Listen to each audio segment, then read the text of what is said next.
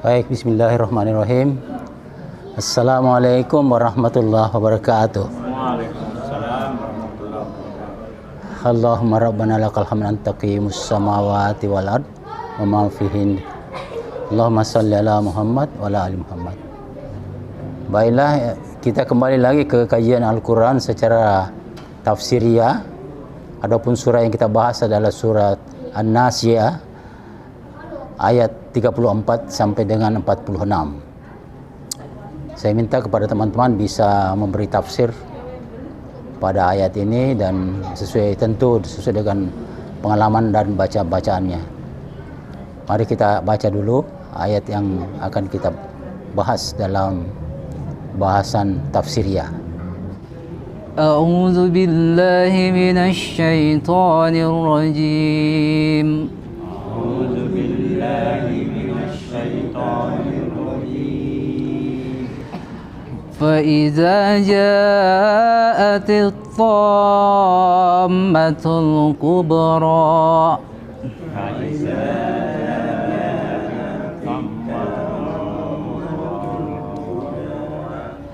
يوم يتذكر الإنسان ما سعى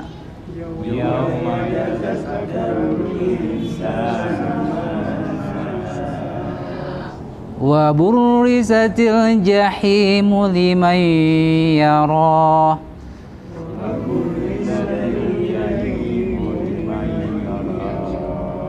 فأما من طغى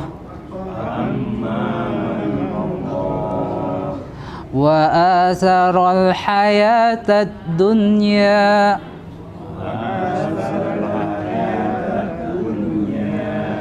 فإن الجحيم هي المأوى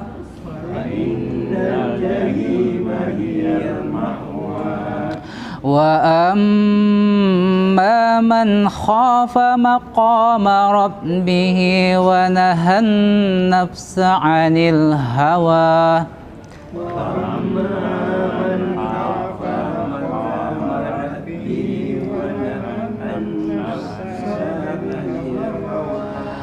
فإن الجنة هي المأوى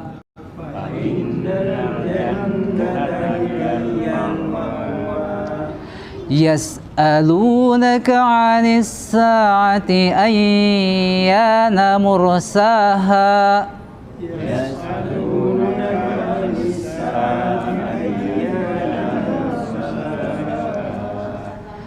فيما أنت من ذكراها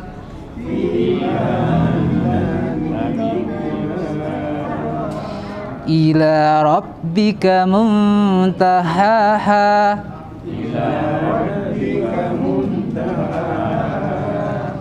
إنما أنت منذر من يخشاها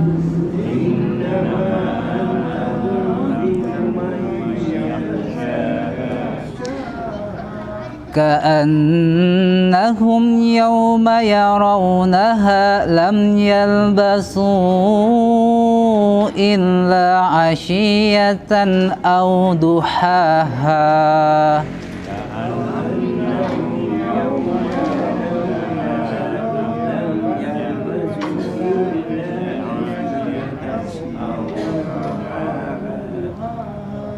Sadaqallahul azim. Bismillahirrahmanirrahim. Assalamualaikum warahmatullahi wabarakatuh. Alhamdulillah, hamdan wa syukran lillah, wassalatu wassalamu ala rasulillah, wala hawla wala quwwata illa billah. Alhamdulillah, setelah kita mendengarkan pembahasan secara lapasiyah, maka yang saya tangkap di sini ada dua penggambaran yang akan diberikan nanti, yaitu bagaimana neraka dan bagaimana surga. Kemudian orang yang berbuat kebajikan ganjarannya sudah jelas. Namun saya pernah dengar uraian dari Prof. Husni bahwa di hari kemudian nanti itu ada orang sewaktu dia di dunia dia adalah seorang hartawan, kemudian juga dermawan, dia juga membangun masjid yang banyak, umrah, menaikkan orang umrah, haji berkali-kali. Tetapi setelah ketemu dengan teman-teman di penggambarannya Prof. Chandra itu ditanya, di mana tempatmu? Dia bilang, saya tidak tahu ini di mana tempat saya. Dia bilang, semua teman-teman sudah, dan kamu orang yang paling terkenal di dunia. Kamu orang yang populer, orang yang dermawan, orang yang banyak membantu anak yatim.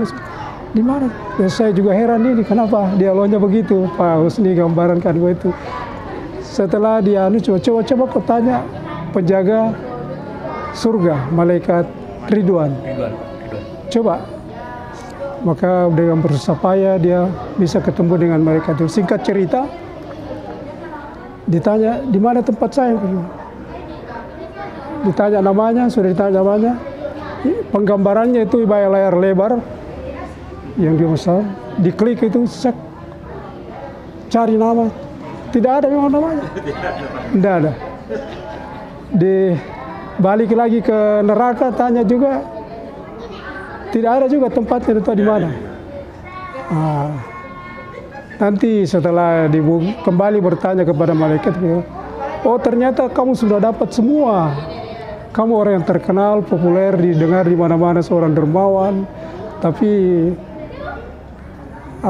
sudah terpublikasi dengan luar biasa amalmu, dan kamu lupa bahwa bukan itu yang membantu kamu nanti, tetapi rahmat Allah, ya, dengan kasih sayang Allah. Orang Makassar bilang pangamasyana Allah Ta'ala nafakulekon tamari. Itu bukan karena amalmu. Ini yang diandalkan amalnya, dan dia pastikan bahwa dirinya sudah pasti karena amalannya luar biasa, semua dia miliki. Jadi, itu begitu penggambaran. Jadi pelajaran apa yang saya ambil pada waktu itu, saya bilang, oh berarti kalau kita berbuat kebajikan, yang sering kita dengar ulama bilang, memberi tangan kanan tidak ketahuan di tangan kiri. Akhirnya jadi publikasi itu ada juga dampaknya. Kalau memang niatnya tidak bagus, hanya untuk mau populer, ya publikasinya sudah didapat. Tapi kalau niatnya semata-mata untuk syiar Islam atau nawaitunya untuk syiar, ya Allah, insya Allah mungkin lain juga ceritanya. Iya, sekira begitu. Assalamualaikum warahmatullahi wabarakatuh. Waalaikumsalam. Bismillahirrahmanirrahim. Pada kesempatan ini setelah saya membaca ayat ada 3, 42, 43 dan 44, yas'alunaka anis saati. Mereka bertanya, orang-orang kafir, kepadamu Muhammad tentang hari kiamat. Di sini nampaknya ada dialog antara Rasulullah dengan Allah, karena Allah mengatakan menjawab pada ayat 43, untuk apa engkau perlu menyebutkannya? Saya melihat di sini, kemudian 44, kepada Tuhanmu lah dikembalikan kesudahannya. Dari 3 ayat ini saya menyimpulkan bahwa inilah suatu penegasan dari Allah Subhanahu wa Ta'ala bahwa hari kiamat itu tidak ada yang tahu kecuali hanya Dia. Ini penegasan dari ayat ini, menegaskan bahwa siapapun tidak ada yang tahu harinya. Hak prerogatifnya Allah Subhanahu wa Ta'ala. Saya pikir itu untuk sementara kesimpulan saya dari 3 ayat ini. Demikian, Assalamualaikum. Terima kasih. Bismillahirrahmanirrahim. Assalamualaikum warahmatullahi wabarakatuh. Ini membaca dari siapa? Ayat ke-37 apa? Fa'amman toga. Dan yang ke-8 fa'asa hayata. Iya. Jadi di sini anunya betul, ini kan dia mungkin orang yang melampaui batas, mungkinnya itu sudah tidak ada lagi untuk pandang akhirat, hanya dia itu semata mungkin mencari untuk dunia ini, Pak. Karena kalau saya lihat ini anunya melampaui batas, berarti seakan-akan sudah tidak mempedulikan lagi, seakan-akan hanya dia hidupnya di dunia saja. Ya. Kemudian itu yang anunya, itu apakah memang sudah tempat tinggalnya itu neraka? Karena ini ada surga, ada neraka. Di sini juga persediaan, maka dia neraka lah tempat tinggalnya. Nah, itu mungkin sudah karena sesuai dengan ayat ini kan. Nah, karena ada akan di sini hanya dua, neraka dengan surga. Jadi ini kita hati-hati, jangan melampaui batas. Kita juga harus ingat untuk yang hari akhirat. Kan seperti yang peringatan buat kita ini semua ini. Saya kira seperti ini Pak, ayat yang ini. Saya kira dari saya seperti itu saja Pak Ustaz. Malam ini kita membahas surat An-Naziat. Ada ayat pendek di dalam Al-Quran itu. Faskuruni askurkum, kata Allah. Maka ingatlah kepada aku akan ingat kepadamu, kepada kalian. Faskuruli wala takfurun. Dan bersyukurlah dan jangan menserikatkan. Begitu dekatnya Allah kepada orang-orang yang berbuat baik, orang-orang yang beriman, sehingga dalam Al-Quran itu diulang-ulang sampai 88 kali barangkali. Ya ayyuhalladzina amanu, wahai orang-orang yang beriman. Di situ pertanda bahwa Allah senantiasa mengingatkan kepada orang-orang yang beriman. Ya ayyuhan nasu jarang, sedikit sekali, hanya 10 kali barangkali 10 kali. Begitu dekatnya Allah kepada kita sehingga selalu dia ingatkan, wahai orang-orang yang beriman. Itulah barangkali yang kaitannya dengan begitu diceritakan hari-hari kiamat, maka yang selalu diingatkan oleh Allah orang-orang yang beriman agar supaya terhindar dari begitu dahsyatnya itu hari kiamat. Terima kasih. Assalamualaikum warahmatullahi wabarakatuh. Bismillahirrahmanirrahim. Assalamualaikum warahmatullahi wabarakatuh. Waalaikumsalam. Jadi pembahasan kita sekarang itu surat An-Naziat dari ayat 34 sampai 46. Di sini yang saya lihat yang innama anta munziru may yakhsyaha. Engkau Muhammad hanyalah pemberi peringatan bagi siapa yang takut kepada hari kiamat. Nah, dan untuk ayat berikutnya itu pada hari ketika mereka melihat hari kiamat itu jadi di sini memang yang menyaksikan ini memang orang-orang yang merasa dirinya hidup terus. Dunia ini tidak akan berakhir. Jadi mereka menyaksikan. Jadi kalau menurut saya seakan hanya sebentar saja tinggal, yang dianggapnya itu sepertinya dunia ini kekal. Jadi mereka memang yang orang-orang kafir itu mereka akan menyaksikan itu hari kiamat karena mereka tidak beriman. Makanya di sini penegasannya mereka hanya sebentar saja. Mereka merasa ada rasa di situ Pak. Dia merasa rasanya cuman sore saja, kayak pagi sampai sore saja. Jadi kalau menurut saya ayat ini diperuntukkan untuk memang orang-orang yang tidak percaya sama hari kiamat dan mereka menyaksikannya. Jadi mereka seakan-akan hanya hidup sementara, mereka merasa hanya hidup sebentar saja. Mungkin cuma itu dari saya. Terima kasih. Ya, saya ingin menanggapi apa yang disampaikan oleh Pak Mustari. Jadi di sini perlunya kita kehati-hatian, ya. Itulah perlunya ikhlas. Karena kita tidak boleh bangga dengan apa yang kita lakukan. Sudah naik haji, sudah umrah, kayak bangun masjid. Karena ada dengan melakukan itu dia populer, dia dihormati orang. Orang menyanjung dia. Dia melahir, boleh saja. Seperti tadi contohnya, kau sudah dapatkan, sudah populer, sudah disanjung orang. Nah ini perlunya. Jadi kita perlu melakukannya itu dengan mengharapkan rahmat Allah, kesayang Allah.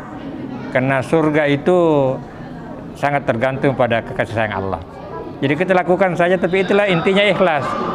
Jadi kita lakukan ikhlas dan tidak boleh bangga dengan ilmu, dengan apa yang kita miliki. Jangan sampai di yaumil akhir rupanya sudah didapatkan di dunia, tidak ada lagi.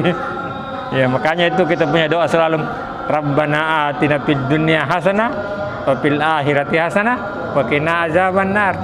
Jadi sebenarnya yang paling utama adalah akhirat. Ya. dunia ini jalan menuju akhirat, kesempatan untuk berbuat baik untuk kepentingan akhirat. Jadi kita punya visi sebenarnya harus visi akhirat. Kalau visi akhirat, insya Allah dunia ikut. Tapi kalau hanya visi dunia seperti di Pak Mahfud katakan tadi, ya dunia saja. Ya, mudah-mudahan dengan kajian ini kita bisa amalkan dalam kehidupan kita untuk ikhlas dan sekedar mengharapkan rahmat Allah, kasih Allah. Terima kasih. Assalamualaikum warahmatullahi wabarakatuh.